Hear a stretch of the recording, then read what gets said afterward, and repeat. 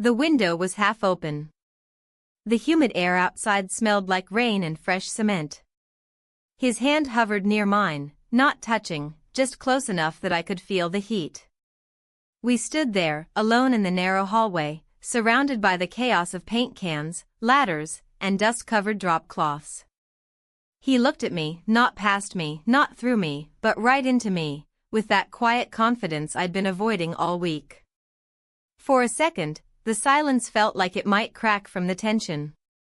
"Do you want," he began, but the sound of tires crunching over gravel outside snapped everything back. My husband was home early. The door slammed. I stepped back. He was already walking down the hall. I blinked once, twice, the moment gone. The smell of wet cement still lingered, now mixed with something else, fear. Before I begin the story and tell you how everything really happened, answer this question: would you be able to forgive a loved one's betrayal? It started with the walls. We'd been talking about renovating the house for months, maybe longer. The hallway was peeling, the bathroom tiles loose, the kitchen ceiling water-stained from an old leak that nobody ever fixed. I mentioned it one night while folding laundry, thinking it would go ignored like most of my sentences lately. But he surprised me. He said his nephew was looking for work between semesters. Young, strong, cheap labor. Perfect for some light repairs. I forced a smile. That was 2 weeks ago. He arrived on a Tuesday afternoon. I still remember the sound of his old backpack hitting the wooden floor and the casual way he kicked off his sneakers like he'd done it here 1,000 times before. We'd met him once years ago at a family barbecue. He was taller now, a little broader in the shoulders, but still had that careless ease that made people feel safe around him. My husband clapped him on the back, called for cervezas, and I stood there awkwardly with a dish towel in hand, unsure how to place him in the puzzle of my life. From the beginning, there was too much silence between me and my husband. Breakfasts were filled with the sound of spoons against ceramic and the rustle of newspapers. Evenings were quiet dinners, TV muttering in the background while we sat in separate corners of the couch. Our conversations had become functional, transactional. Pass the salt. You paid the bill? Did you take the dog out? We existed like coworkers sharing a long shift. No eye contact. No softness. And then came the nephew, with his casual jokes and playlists he played while painting. He made a game of guessing what songs I liked based on the books on our shelf. He offered to make me lunch while I worked on my laptop, slicing avocados with a precision that didn't match his carefree personality. He filled the empty air in the house with sound, and more dangerously, attention. At first, I told myself I was being silly. I was just reacting to the contrast. Of course he was more energetic, more present. He wasn't worn down by life, by taxes, by sleep apnea, by years of quiet disappointment. I laughed at his jokes because they were funny. I accepted his help because my wrists ached and I didn't want to carry heavy things. It meant nothing. Until it started meaning something. The first moment I really noticed it, was in the kitchen. I was making coffee, the windows fogged from the heat, and he leaned across me to grab a glass from the cabinet. He didn't touch me. He didn't even look at me. But I felt something in that inch of space between us, something that hadn't existed in this house for a very long time. I began to linger more in the rooms he worked in. Asking if he needed help, handing him tools, pointing out details on the renovation plans that I didn't fully understand myself. He asked about my job, my hobbies, what music I liked as a teenager. It was innocent, probably. But it felt dangerous anyway. One afternoon, my husband had a meeting in the city. It rained all morning. The house smelled of sawdust and wet fabric. I made us both coffee and sat across from him in the living room while he measured the length of baseboards. We talked about school, about cities we both wanted to visit but hadn't. He said I didn't seem like someone who lived in a quiet town. I asked what that meant, and he shrugged. You seem like someone who'd get lost on purpose just to find something worth chasing. I didn't answer. I didn't breathe for a moment. The day after, I wore a different dress. Something I hadn't touched in years. It wasn't tight, wasn't short, but I remembered he once said navy blue looked good on me. Maybe I was imagining that. That same day, while painting the upstairs hallway, I noticed how close he stood when handing me a roller. His knuckles brushed mine, and I dropped it. He laughed. I pretended to laugh too, but my heart was pounding. My husband called that evening. Said he'd be staying overnight in the city due to a dinner meeting. He sounded tired. I sounded normal. After we hung up, I stood by the window, watching the rain blur the street lamps. I didn't know what I was waiting for. Maybe thunder. Maybe a sign. The next morning, everything felt sharper. The sounds, the looks, the excuses we gave ourselves. We were alone again. He fixed the broken door to the guest room. I handed him screws and avoided his eyes. We didn't say much. But the silence was no longer innocent. It was full of things we hadn't said yet. By noon, we were in the garage sorting old tools. He made a joke about how many screwdrivers one family could own. I laughed. Then I turned. He was there. Close. Then we heard the car. My husband's car. He wasn't supposed to be back for hours. The sound of the engine rolling up the driveway sliced the moment clean in half. I stepped back, hitting the shelf. A box fell. Tools clattered to the floor. We both froze. The garage door creaked open. He stood there, my husband, holding groceries.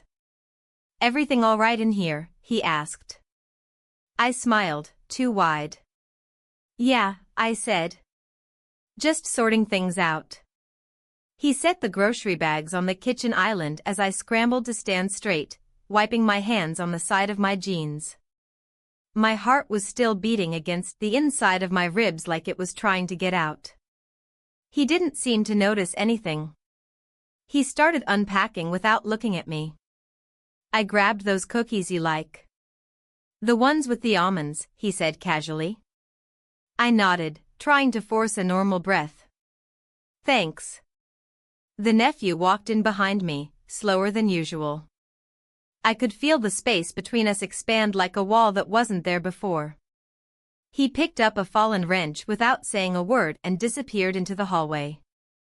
My husband didn't notice.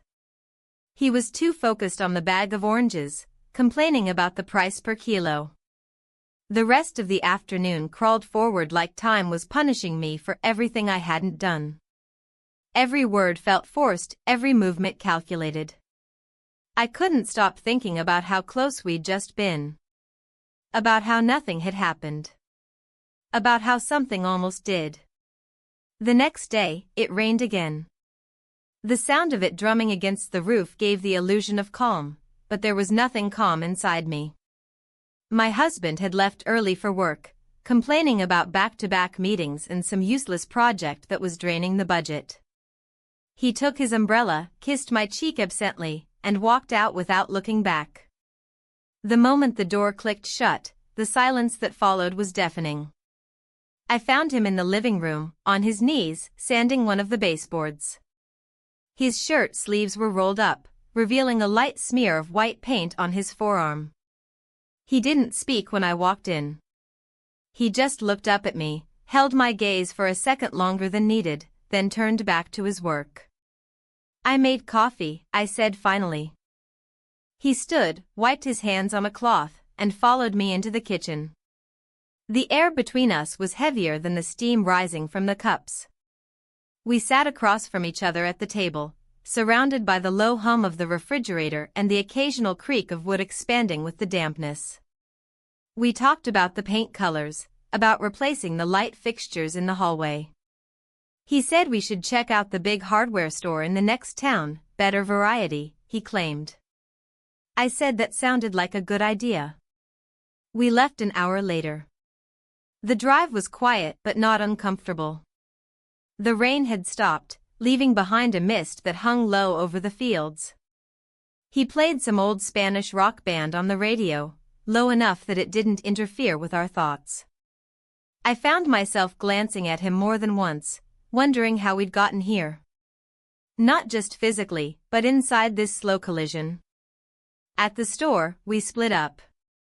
He headed toward the aisle with the wooden trims, and I went looking for tiles. We met again in the lighting section, both holding things we didn't need. We made up reasons to stay longer, to walk down more aisles, to pretend the day was just a task and not an escape. In the car on the way back, he said something that stuck with me. "You look different today." I asked what he meant, already knowing. He shrugged. "Just lighter." I said nothing. I watched the road ahead, the blur of green trees and wet pavement, and swallowed the urge to say something dangerous. Back at the house, we unloaded the car. The kitchen was filled with the smell of wet cardboard and new plastic. We spread out the things on the table, light fixtures, rollers, masking tape. He held up a box of wall brackets and asked where I wanted them. I pointed without thinking. He laughed. "Those are for the curtain rods." We laughed together then. And then we didn't. The sun had finally come out. The light filtered through the windows, catching the dust in the air like tiny sparks. We moved upstairs to install the light fixtures. He stood on the stepladder while I handed him screws and wires. Our hands brushed once, unintentionally. Or maybe not. I didn't move away. He looked down at me, the screwdriver still in his hand. Everything slowed. The moment stretched, silent and clear.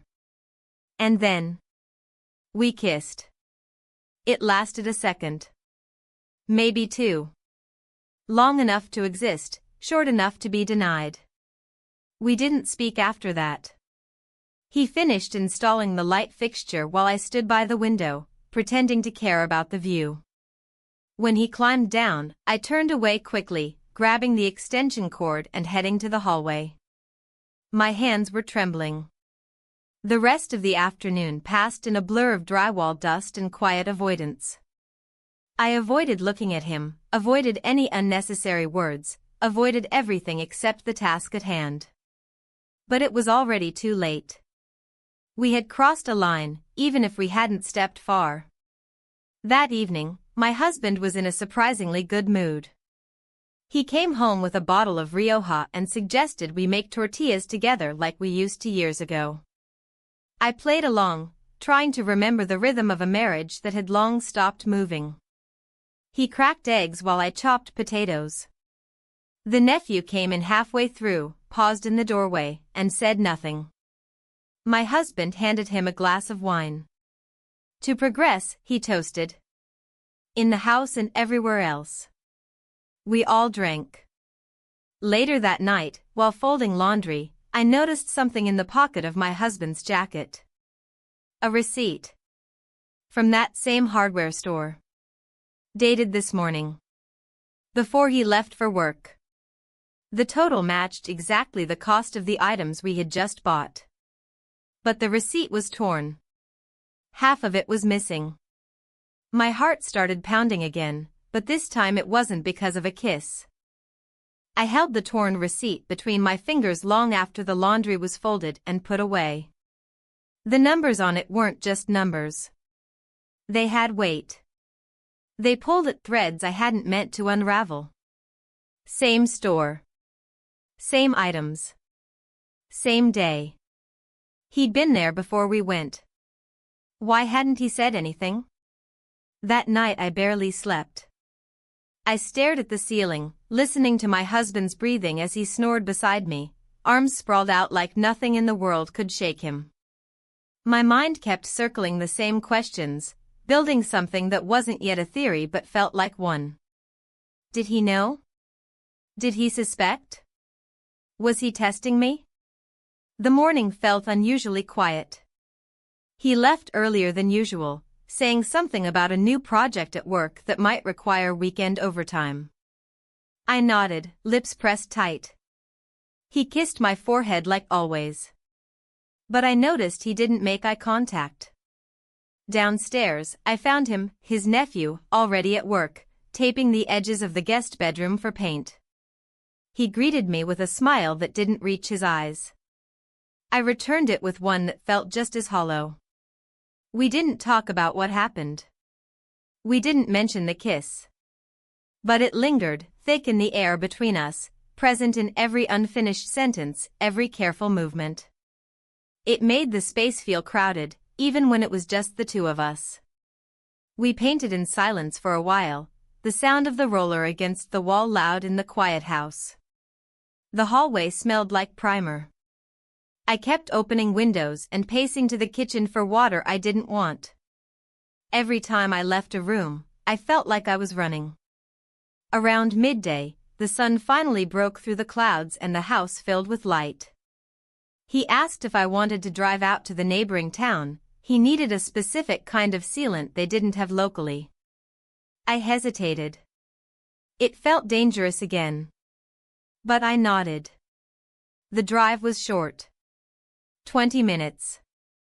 He put on music again, something light, something forgettable. I stared out the window, watching the dry grass move like restless thoughts. At the store, we didn't linger. No distractions. Just the item, the register, the receipt in the bag. No missing pieces this time. Back in the car, he turned to me while we waited at a red light. "Are you okay?" he asked quietly. I wanted to lie, to say I was fine, that nothing had changed. But I didn't answer. I just looked out the window, and he didn't ask again. At home, we carried the supplies inside.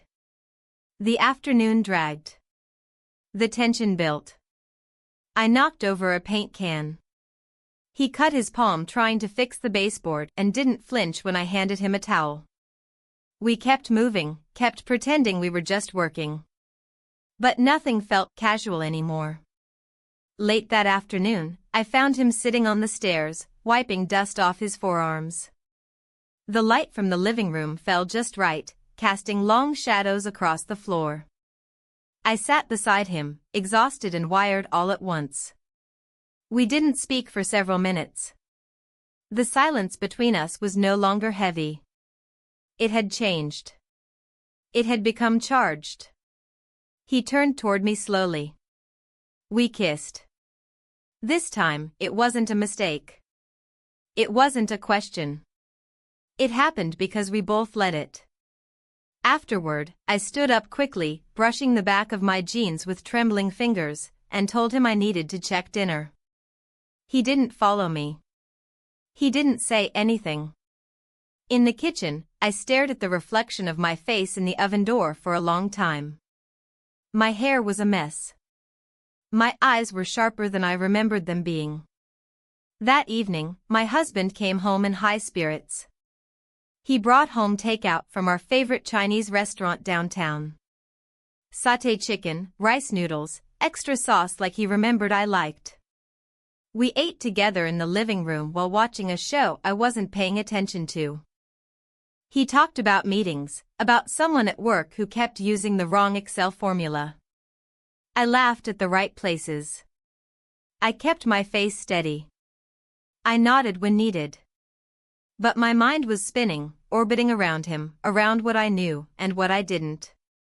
When he stepped away to take a shower, I grabbed his keys from the bowl by the door. His car was locked, but I opened it and sat in the front seat, my feet still on the driveway. I don't know what I expected to find, something, anything, that would explain the receipt. The missing half. A bag. A second copy. A clue. Instead, I found a pen. One of the cheap giveaway pens from the hardware store. Jammed between the seat and the center console. I stared at it for a long time. Then I opened the glove compartment.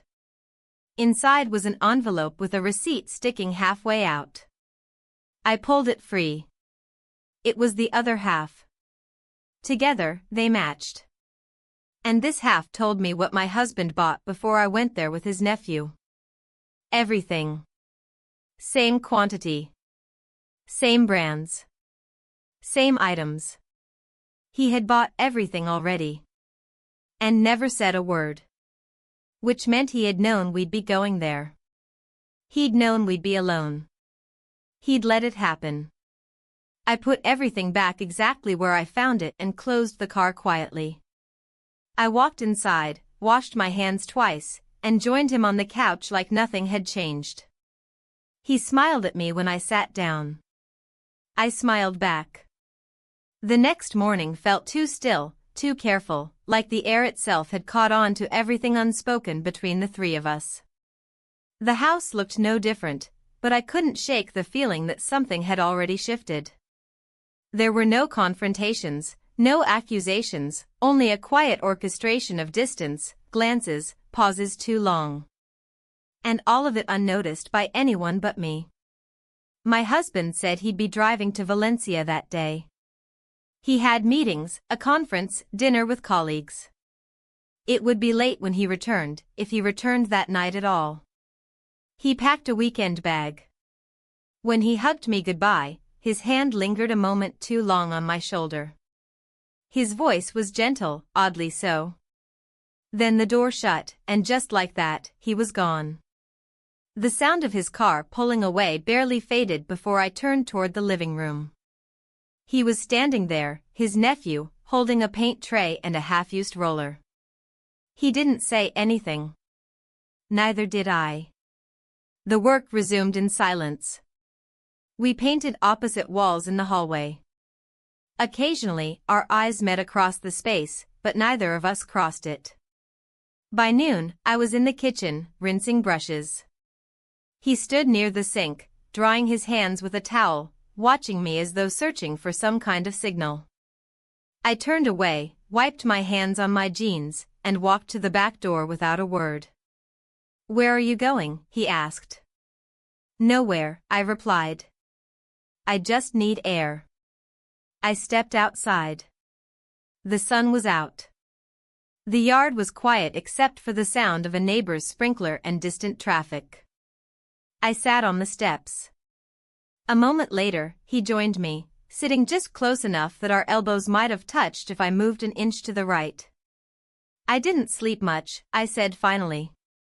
He nodded. "Me neither." It wasn't enough to break the wall between us, but it was something. He pulled out a small bottle of cold water from his hoodie pocket and handed it to me. I took a sip without looking at him. He stood after a few minutes and walked back inside. Later that afternoon, we worked together again, this time in the upstairs bedroom. I handed him tools, held the ladder steady, fetched screws when he asked. The space between us had narrowed again. Maybe because the house was too quiet, or maybe because we were just tired of pretending. At one point, while adjusting a ceiling fixture, he turned and lost his balance slightly.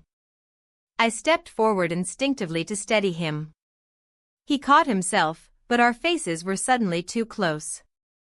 We didn't move. We didn't speak. We spent night together. The next morning was cloudy. The sky hung low, threatening rain. I stood in the kitchen, stirring coffee that had gone cold 20 minutes earlier. He was upstairs showering. My husband was still in Valencia, or so I thought. I heard a car engine outside. It wasn't a neighbor's. I moved to the window slowly, not sure what I expected to see. It was him. My husband. He was home. Earlier than he should have been. Panic didn't come. Instead, everything inside me stilled. I set the spoon down carefully and walked toward the stairs, intercepting before he reached the top. "I thought you were staying until Sunday," I said. He shrugged, dropped his keys in the bowl. Plans changed. Everything wrapped up faster than expected. My voice didn't shake. You didn't call. He gave a tired smile. I wanted to surprise you. Behind me, I heard the floorboard creak upstairs. A pause. Too long. Then another sound, the bathroom door opening. My husband glanced up. Is he still here? He asked casually. Yes, I replied. He's working on the trim. He nodded. Good. I stayed close as he walked into the living room, acting like this was normal, like nothing had shifted. I offered him coffee. He declined. He said he needed to take a nap, long drive, little sleep. He walked up the stairs. My chest tightened. Seconds passed. Minutes. I heard the door of the guest room open, then shut again. Footsteps overhead. Silence. Later, when I climbed the stairs, I found the hallway empty. My husband's bag was on the bed. He was lying down, eyes closed. And the nephew? Gone. I checked the driveway. His car was still there. Then I found him outside, by the shed, sitting on a pile of old wood, elbows on his knees, staring down at the ground. What happened? I asked, keeping my voice low. He saw me, he replied. I froze. What do you mean? Not everything. Just, this morning. When I came out of your room. My pulse surged. What did he say? Nothing. He just looked at me. Then he turned away. The ground under me felt unstable. I looked toward the house, half expecting the windows to shatter under the weight of whatever was coming next. But nothing came. No shouting. No confrontation. Just silence. That night, dinner was quiet. The three of us sat at the same table, like any other evening. No raised voices. No odd stares. But something was very, very wrong. My husband passed me the bread. His hand was steady. His face calm. And then, without looking up from his plate, he said, I saw your paint samples. You went with the second color. Good choice. I nodded. Yeah. He helped me pick it. I figured, he said. And nothing else. I barely slept that night. Again. The next morning, I found a note by the coffee maker. Leaving for 2 days. Back Sunday. Don't wait up. No name. No explanation. His nephew didn't ask where he went. I didn't either. But when I walked past the hallway an hour later, I saw something I hadn't noticed before. Taped to the baseboard we had painted together was a small folded note. I picked it up, unfolded it slowly. Inside was a sketch. Just pencil lines. Of me. From behind. Looking out the window. He'd drawn it in silence, sometime between everything that had gone wrong and all that was still going to. And under the drawing, a single sentence. I didn't know what I was doing until I did it. The morning after I found the sketch, I moved differently. Not slower, not exactly quieter, just more aware. Like the air had thickened and each step had to be measured so it wouldn't crack the floor beneath me. The coffee tasted burnt. I drank it anyway. The chair at the head of the table remained empty, like a paused thought. The house was still. The kind of stillness that wasn't peaceful, but loaded. I walked past the hallway, past the baseboard where his sketch had been pinned. The paper was gone. I hadn't moved it. I hadn't even touched it again after I read it. It had simply disappeared. He was already in the garage when I stepped outside. Sorting tools, drilling something into the wall, not saying a word. I stood in the doorway and watched for a few seconds before he noticed me. When he did, he paused briefly and gave a nod. Then kept going like nothing had changed. We avoided the kitchen that day. We worked in the backyard, clearing a patch of tangled weeds near the fence. It didn't need to be done, not really, but it gave our hands something to do and our eyes something to focus on. We spoke little, just enough to coordinate. He handed me the clippers. I passed him the rake. When he bent down to pull something from the roots, I looked away too fast. When he looked at me too long, I turned my face toward the sun. Every glance was a risk. Every silence was louder than any word. By mid-afternoon, the sun had turned sharp and I suggested we take a break. I poured water into mismatched glasses and handed him one on the back porch. We didn't sit. We leaned against opposite railings, barely facing each other. I thought he wouldn't come back so soon, he said. So did I. He looked out at the yard. I didn't think he'd, no. He didn't say anything. He didn't respond. Just nodded again and finished his water. We went back to work. This time inside. I handed him boxes to carry into the attic, small ones, light enough for one person, but I brought them anyway. Each trip up the stairs felt like a countdown I didn't understand. I was walking down from the attic when I heard the front door open. He was home. My husband. Hours earlier than the note had said. I froze. One hand still on the banister. My other holding an empty cardboard box. I heard keys drop in the bowl, the shuffle of his shoes, and then his voice, casual, low. Didn't expect me? I walked down and met him in the hallway. Thought you said Sunday, I replied. Plans changed again. He kissed my cheek lightly and walked toward the living room. I followed. He dropped into his usual spot on the couch like the past few days had never happened. Then he looked at me and asked, "How's the trim coming along?" I said it was almost done. He nodded, then glanced toward the stairs. He still around? Upstairs, I said, careful. He didn't respond. Just leaned back and closed his eyes for a second too long. That evening was heavier than usual. He cooked dinner, which he hadn't done in months. Made it elaborate, some recipe with roasted vegetables, seared chicken, and 3 different spices he had to look up twice. The whole kitchen smelled unfamiliar. We ate together at the dining table. He poured wine. Spoke about the project again. About new people at the Valencia branch. About traffic and how exhausting it was to drive through endless highways with no real music on the radio. I nodded in all the right places. Halfway through the meal, he asked me to pass the salt. As I reached, my sleeve brushed his wrist. He looked up. Just for a second. And smiled. Not like he used to. Not kindly. Not warmly.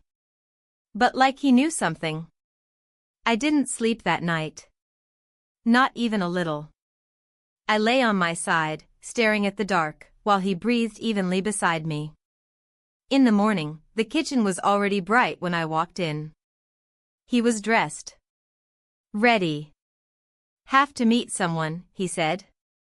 Might take most of the day. I nodded. He left. I didn't ask where. He didn't say. A few minutes after the door closed, I saw his nephew standing by the back window. He hadn't slept either. I could tell by the way he rubbed the bridge of his nose, like he was trying to press time into place. We didn't talk. We went back to work, again in the garage. Moving boxes. Sorting what didn't need sorting. The tension grew unbearable. Not from guilt. But from the confusion that had been planted between us. Neither of us knew what the other was thinking anymore. There was no longer room for lightness. Later that day, my husband returned with groceries. He carried 2 bags into the kitchen, humming a tune I didn't recognize. Something old. He set them on the counter, pulled out wine, olives, soft cheese, fruit. All things we hadn't bought in weeks. "You're in a good mood," I said. He nodded. "Saw an old friend." "Who?" He didn't answer. Just shrugged. Then he called for his nephew. Said he wanted help fixing the door to the storage room in the back. I watched them walk out together. My husband with one hand on the young man's shoulder, guiding him like a mentor. Like an uncle. The door shut behind them. I waited. 15 minutes passed. Then 20. When I finally walked to the back and opened the door, the room was empty. Both of them were gone. I stepped outside. Their cars were still there. The garage was locked.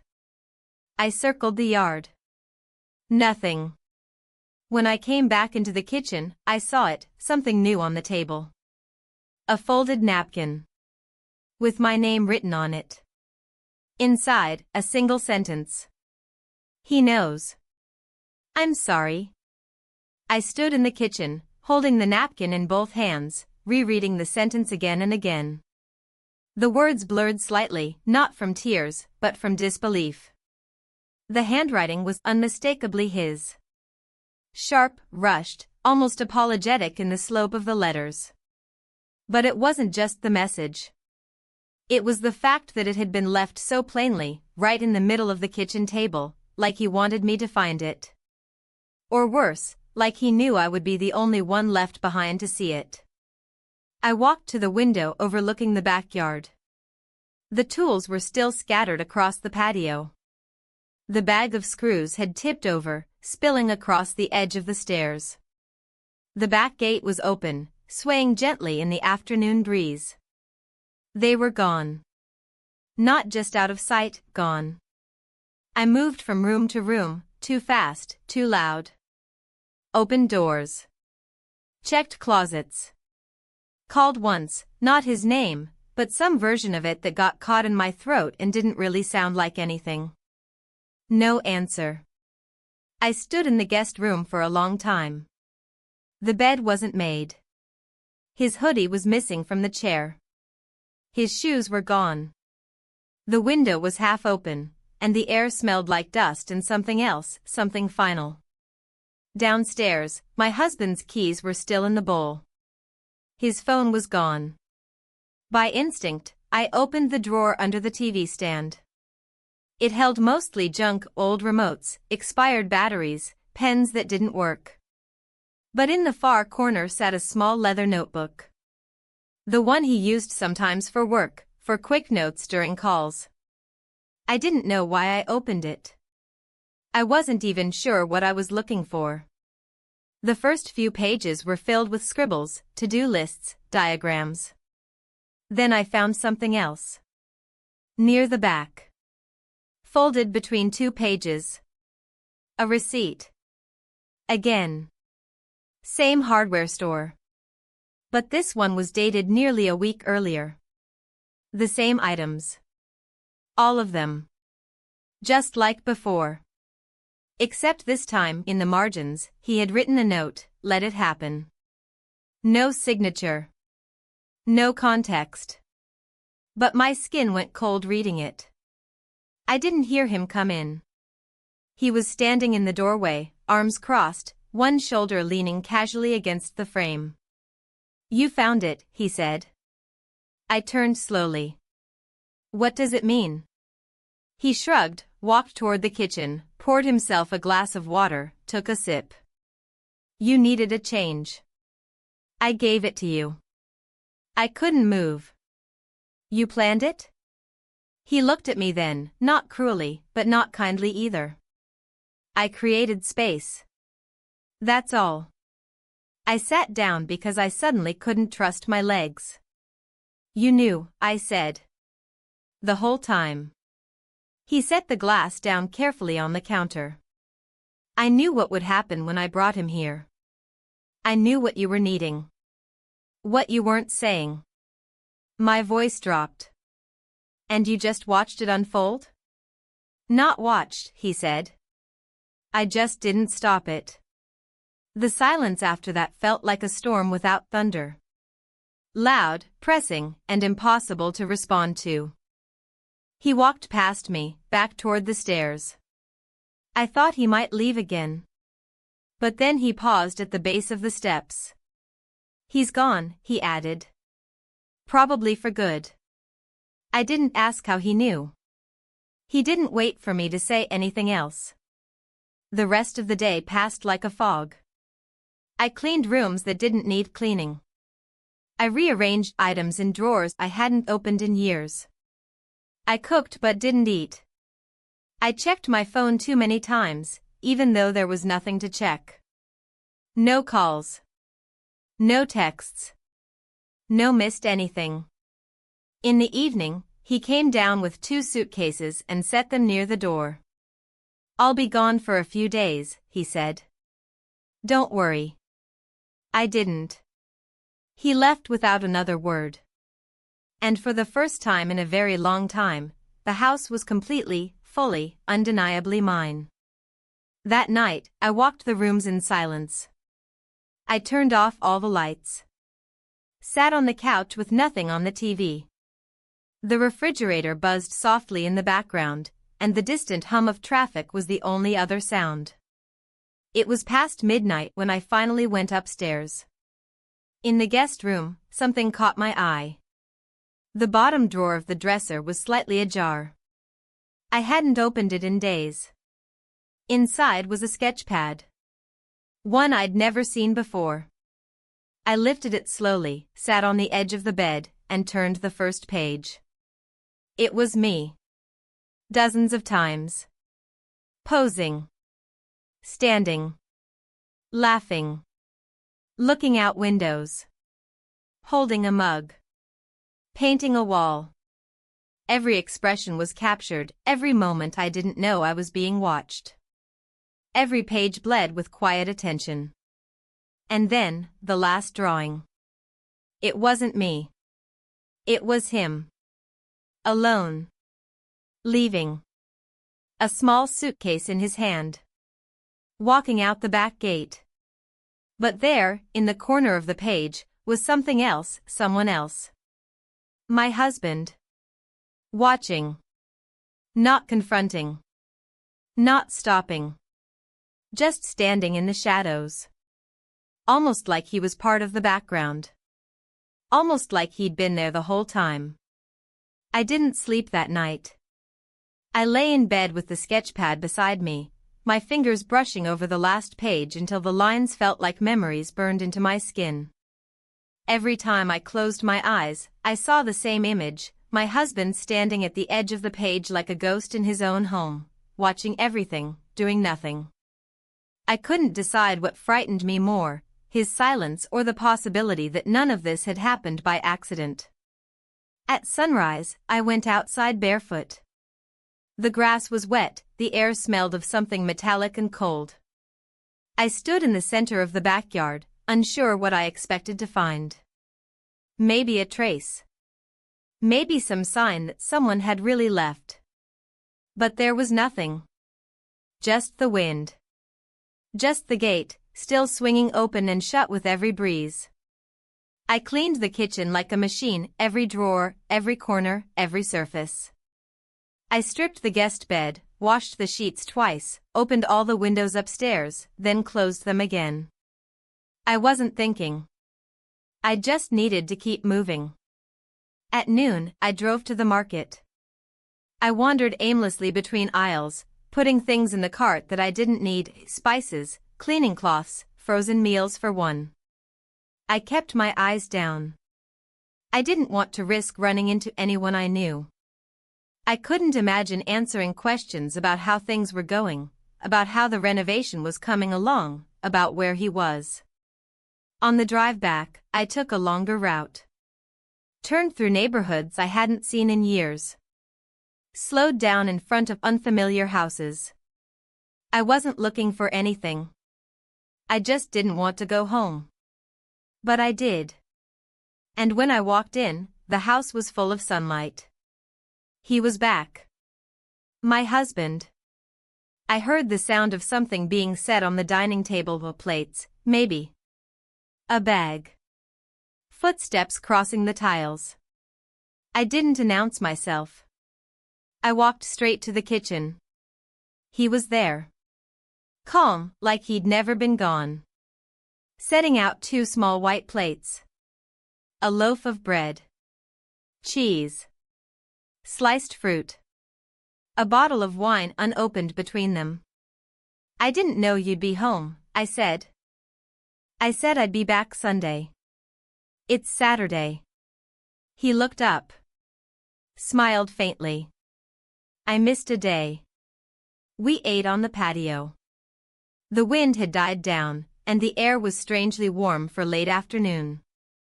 He poured wine into both glasses and talked about things I didn't follow, news from Valencia, road work near the toll, a client who didn't show up to a scheduled meeting. I nodded, said little. Let his voice fill the space so I didn't have to. When we were done, he leaned back in his chair and looked at the sky. Do you still love me? He asked. The question came out so quietly, so unexpectedly, that I didn't register it right away. I didn't answer. I couldn't. He turned to face me fully, and this time his expression wasn't neutral. There was something else, something close to pain, or maybe it was just exhaustion wearing a different mask. I'm not asking if you love him, he said. I'm asking if you still love me. I didn't respond. I couldn't lie, and I wasn't ready to tell the truth. He nodded slowly, as if that was answer enough. Then he stood and walked back inside. I remained outside until the sun disappeared. Later that night, I found him in the garage, sorting through a box of old paint samples. He didn't look up when I stepped in. You used to keep all of these, he said. Even the ones we hated. I liked remembering what we didn't choose. He let out a small laugh. Fitting. We didn't say anything else. He stayed there. I walked back upstairs. I was brushing my teeth when I heard the front door open and close again. No footsteps followed. No movement. I walked to the window, peered through the curtains. His car was gone. I checked the kitchen. His keys weren't in the bowl. I turned, unsure what to do, and that's when I noticed something on the counter. A piece of paper. Folded in half. My name on the outside, written in a hand I didn't recognize immediately. I unfolded it. Inside were only 3 lines. I saw you both. I let it go. But now I know I can't. I thought it was yours to carry. It's not. It's mine too. There was no signature. Just the note. No date. No time. I didn't know when he'd written it. I walked upstairs in a daze, sat at the foot of the bed. My hands were shaking, not from fear, but from something heavier. I picked up the sketchpad again, flipped back through the pages slowly, stopping at the final one. That drawing of my husband, half in shadow, watching from behind. And then I noticed something I hadn't seen before. In the lower corner, barely sketched in, almost an afterthought, was a second figure. Seated. At the table. Drawing.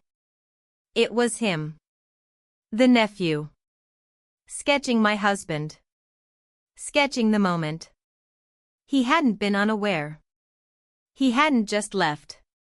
He'd been watching too. They both had. I stared at the final sketch for what felt like hours, unable to process it, unable to look away. My breath caught somewhere deep in my chest. There they were, my husband, my nephew-in-law, captured on the same page, each observing the other. One cloaked in shadow, one lost in light. One watching. One drawing. The house had gone still again. Too still. I couldn't hear the fridge. Couldn't hear the ticking clock in the hallway. I set the sketchpad down gently, as though it might crumble if I moved too fast, and walked out of the room. The floors creaked under my bare feet. It was the only sound. I walked down the stairs slowly, each step louder than the last. My fingers brushed the banister like it might anchor me to the moment. At the bottom, the front door was still locked. No car in the driveway. No shoes by the entrance. It felt like no one had ever come back. But the note remained. I picked it up again and read it one more time. The weight of the words had changed. The calm finality in them had shifted into something else, confession, maybe. Or surrender. I needed air. I slipped on sandals and left through the back door. The evening was heavy with warmth, the kind that clings to your skin even after the sun is gone. I walked without direction. Past the neighbors' hedges. Past the quiet streetlight buzzing in the corner of the cul-de-sac. My mind kept replaying the same three images, the note, the drawing, the empty house. I reached the small park at the end of the road. The benches were empty. The fountain had been off all summer. I sat anyway. The wood was warm beneath me. I stared at the cracks in the pavement. Then I saw him. Standing across the street. Leaning against the wall of the closed cafe. The nephew. He didn't wave. Didn't move. Just watched me for a second. Then turned and walked away. I stood, crossed the street too quickly, and followed. He walked behind the cafe, past the dumpsters, through a narrow alley that opened into a smaller street I'd never paid attention to before. My pace slowed as his steps became quieter. He stopped near a parked car. Not his. A dark hatchback. Scratched. Familiar. And then, emerging from the other side of it. My husband. The world narrowed to a thin, pulsing silence. They stood facing each other. No words. No shouting. Just stillness. Like they had said everything already. I stood frozen, half-shadowed by a utility pole, my body pressed to the cold metal. Then the trunk of the hatchback popped open. My husband pulled something out. A canvas bag. He handed it to the nephew. The younger man took it, but didn't look inside. He set it on the ground, then reached into his jacket. Pulled out the sketchpad. My sketchpad. He handed it over. My husband took it, stared at the cover for a second too long, then tucked it under his arm. No handshake. No words. Then my nephew turned and walked away down the street. And my husband just stood there. Still. Holding that sketchbook like it was evidence. Or a goodbye. Then he did something I hadn't expected. He turned. And looked directly at me. He didn't flinch. He didn't react like he was caught. He just nodded once. A small, deliberate motion. As if to say, I knew you were there. As if to say, you were meant to see this. He got into the car and drove away. Not fast. Not slow. Just gone. I stood there for several minutes before my legs remembered how to move. When I returned home, the door was unlocked. The lights were on. The kitchen smelled faintly of the wine we didn't finish. There was an envelope on the table. No name. No note. Inside, a flash drive. I plugged it into my laptop with hands that didn't feel like mine. There was one folder. It contained exactly one file. A video. It opened to the image of our backyard. From an angle I didn't recognize. My breath caught. It wasn't from a camera. It was a drawing.